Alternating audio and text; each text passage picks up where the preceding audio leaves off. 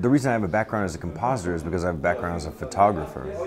And I think the biggest thing for visual effects was my background in photography. Everybody has a different approach that they bring to it. Some people are sculptors and they become model makers. Some people have a background in painting. All the different disciplines lead to a different visual effects approach or synergy. You know, some visual effects supervisors have a background in CG and some of them have a background as producers. For me, my background was photography, so capturing an image, making it real, timing, the moment, composition, clarity, color, lighting, all these things were really important to me. As a compositor, it was about making them better. And so as a visual effects supervisor, it's about immediately going to a shot that is beautiful without having to explore too much. It gives you more time to do other things in the process.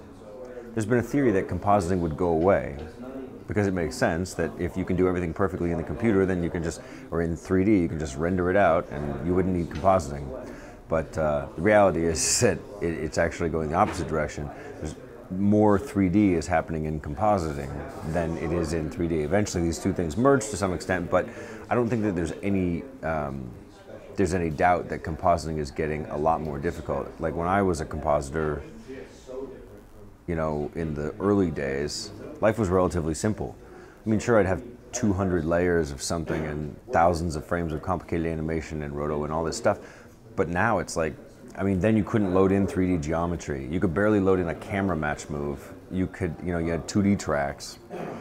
Things were really simple. Now it's like, here's geometry and a reprojected texture, and this is like a shaded object, and this is like, you know, here's an EXR with 127 channels of auxiliary information that you need to use for blah, blah, blah, blah, blah, and you have to control everything. And it's like, you know, when you started, it was like, here's a beauty render, you know, color correct it and roto some stuff on top of it. Now it's pretty heavy.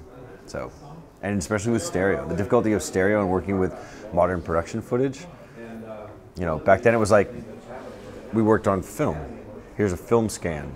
Cool, everybody did that. Now it's like there are 500 different flavors of digital camera out there and a compositor has to deal with the color response curves of all of them. There was a lot of stuff that we just couldn't do if we hadn't done what normally would have been 3D, but now in Nuke. So there were whole shots where you see things that look like they should be CG right up close. When you see the before and after, it's like, it's green screen right there next to the actors. But in the movie, it's a train and it looks like, okay, well the camera's moving back, it has to be a 3D train, but it's not. It's actually just an object that was UV textured, brought into Nuke, and then rendered directly out of Nuke. It was like the speed of doing that versus rendering the CG was ridiculous. So, if anything, I regret not doing more of it. We've been using Naiad in all of the projects we're doing right now. We have another project coming up where we're going to try and push it even further. Naiad's something that takes development and it takes experience to use and learn, but we're using it. We're excited about it because I think it from what I can see so far, it kicks a whole lot of ass. And we've actually done a few projects and completed with it already. I think I mean, we're super pumped up about it. There's no question about it. I think that we have not, Pixomondo as a company has not done too much proprietary in-house development of software tools that are not related to pipeline and workflow.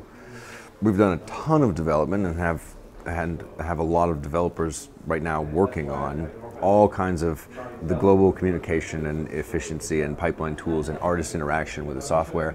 But what we don't have and have not done is like our own proprietary fluid this or that, and our own proprietary, you know, some of the larger companies you find have a tendency to do development in a specific field, point cloud meshing or whatever it will be, and we have a tendency not to write our own software in those categories because we generally work off the shelf with a little bit of custom scripting on top of that and a little custom code integration, but generally speaking,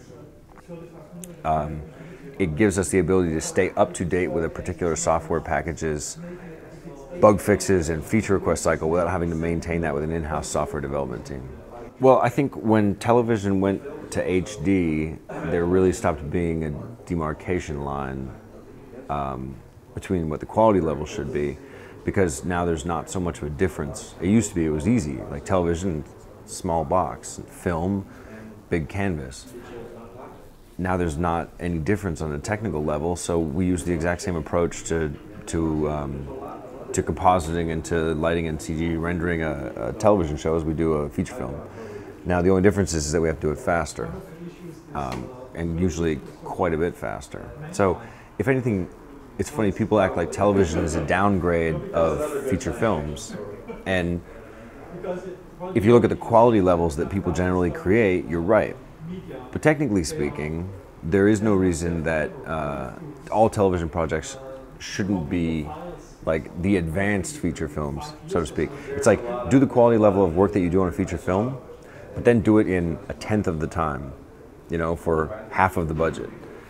So I always thought that television should be, you know, a little bit more prestigious, but and I think that the projects are growing in scope and power. Like we see Game of Thrones and everybody's really excited about it, and you know, Terra Nova and all these other projects that we've done at Pixomondo.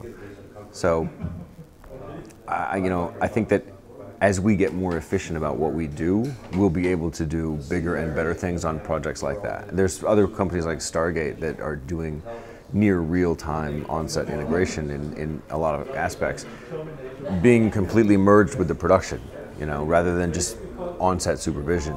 You know, they actually help produce the content, which is really interesting and is without a doubt the future of visual effects, especially in television production, the virtual production model.